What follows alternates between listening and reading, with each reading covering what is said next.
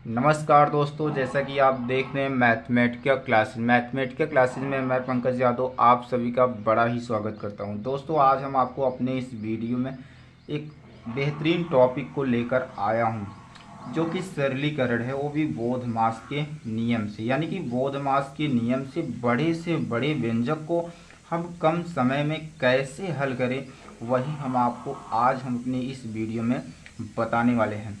तो वीडियो को पूरा देखना, एक ही भी जगह स्किप मत करना, वरना बाद में बहुत ही अच्छा नहीं समझ पाओगे।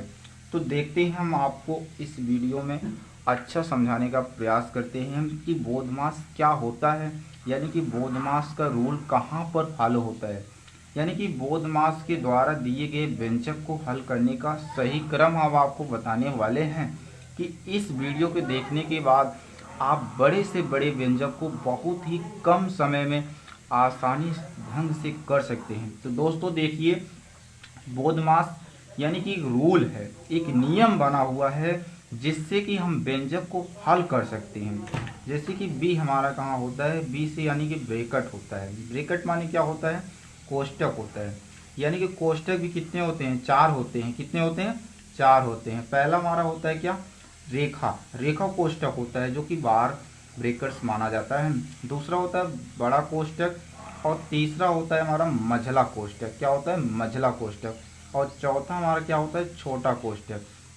लेकिन हम बोधमास के रूल में इसका रूल को, नियम को कैसे फॉलो करेंगे। तो सबसे पहले हमें क्या करना है, सबसे पहले हमें रेखा कोष्टक को हल करना है, उसके बाद छोटा कोष्टक को, उसके बाद मझला कोष्टक को, उसके बाद बड़ा कोष्टक को। अब बोधमास में दूसरा क्या आता है, ओ होता है। ओ मानी क्या होता है हमारा, ऑफ। ऑफ मानी क्या होता है, का की के।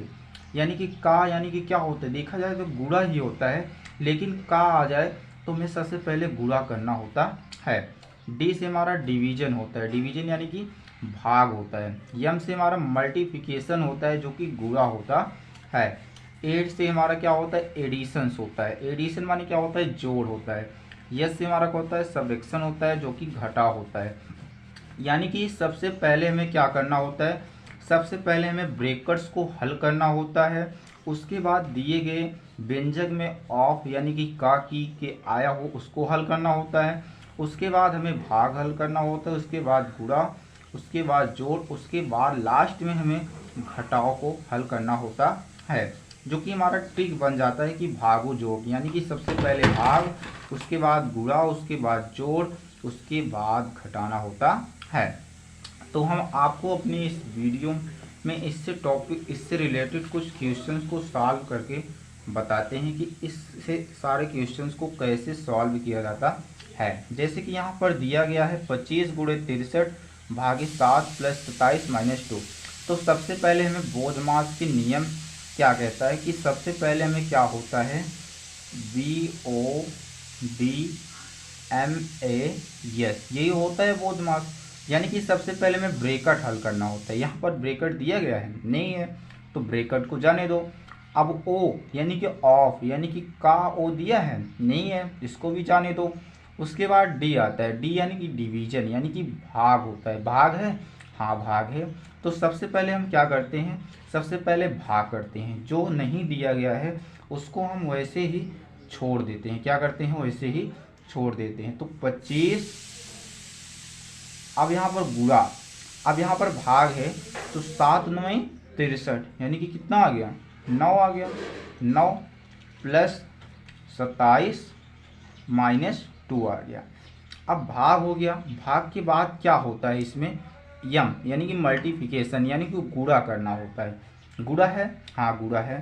तो 25 × 9 कितना होता है, आप यहाँ पर गुणा कर सकते हैं, यानी कि ऐसे भी कर सकते हैं कि 25 गुणे 9 कितना होता है, 9 × 5 = 45, यानी कि हासिल लगा 4, 9 दूनी 18, 18 4 कितना हो गया, 22। यानी कि 25 × 9 कितना होता है, 225 होता है। अब 225 यहाँ पर लिख दिए आप। उसके बाद 27 हो गया, -2 हो गया, ठीक है। अब उसके बाद होता है क्या है, बोधमास में जोड़ होता है, एडिशंस होता है। तो 225 और 27 को जोड़ेंगे तो आपका कितना आ जाएगा, 252 हो जाएगा। -2 हो जाएगा। ठीक है, अब 2 को घटा देंगे। सबसे पहले लास्ट में क्या होता है, सर्वेक्शन होता है जो कि घटाना होता है। घटाएंगे तो क्या आ जाएगा हमारा, घटाएंगे तो हमारा 250 आ जाएगा। यही क्या हो जाएगा, हमारा आंसर हो जाएगा। क्या आ जाएगा, यही हमारा इस क्वेश्चन का आंसर हो जाएगा। दूसरा क्वेश्चन हल करने का प्रयास करते हैं। यहाँ पर 2 माइनस मझला ब्रैकेट, 3 माइनस छोटा ब्रैकेट, 4 माइनस 3 माइनस 2 पावर रेखा कोष्टक, उसके बाद छोटा कोष्टक, उसके बाद मझला कोष्टक दिया गया है। तो सबसे पहले हम बोधमास का नियम ही लिख लेते हैं। यहाँ पर क्या होता है, तो सबसे पहले में ब्रैकेट हल करना होता है। यहाँ पर ब्रैकेट दिया भी गया है।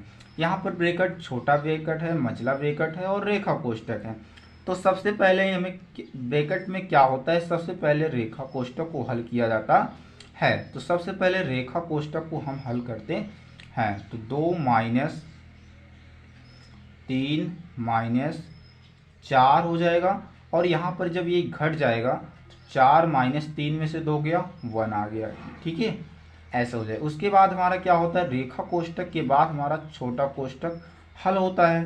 तो छोटा कोष्टक हल करेंगे तो 2 माइनस मझला कोष्टक 3 माइनस 4 में से 1 गया, कितना होता है, 4 में से 1 गया 3 होता है। ठीक है, तो ये हमारा आ जाएगा। अब मझला कोष्टक की पारी आती है कि तीसरे नंबर पे मझला कोष्टक को हल किया जाता है।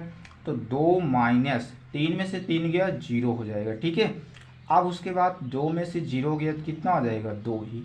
क्या आ जाएगा, 2 ही। यही हमारा क्या हो जाएगा, इसका आंसर हो जाएगा। ये व्यंजक सिर्फ संख्या पर ही निर्भर नहीं करता, बल्कि भिन्न के सवाल पर भी निर्भर करता है। देखते हैं भिन्न के सवाल को हम बोधमास के नियम से कैसे हल करते हैं। तो बोधमास तो यही होता है, BODMAS होता है। ठीक है, तो सबसे पहले ब्रैकेट है ही नहीं इसमें, ओ है भैया ऑफ, यानी कि क की के। तो सबसे पहले क्या आ जाएगा, का की के आ जाएगा। ठीक है, तो 7 बचे 35, इसको सबसे पहले हम P बटा Q के रूप में लिख लेते हैं। तो 7 बटे 35, 35 एक 36, 36 बटा 7 प्लस 7 एकम 7, 7 5 12, 12 बटा 7 का 3 दूनी 6, 7, 7 बटा 3 हो गया। ठीक है, अब का माने गुणा होता है, सबसे पहले हमें का को ही हल करना होता है। तो 36 बटा 7 प्लस 12 बटा 7 गुणे 7 बटा 3, यानी कि 3 एकम 3, 3 चौ 12, 7 से 7 कैंसिल, यानी कितना आ गया, 36 बटा 7 प्लस 4 बटा 1 आ गया। अब 7 और 1 का लासा जब लेते हैं हम तो कितना आ जाएगा, 7 ही आ जाएगा।